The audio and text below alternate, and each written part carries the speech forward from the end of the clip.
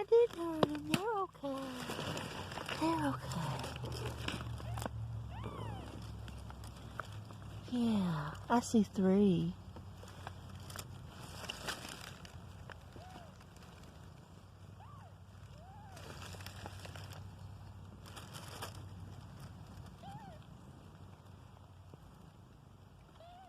She had these sometime last night.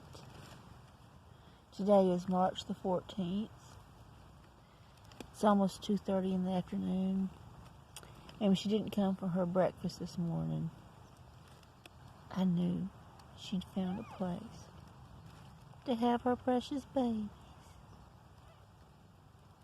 I'm just so worried about them out here, that something could happen to them.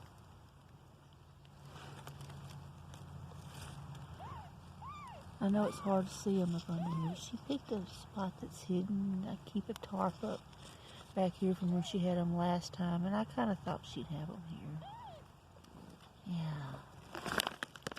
You did a good job.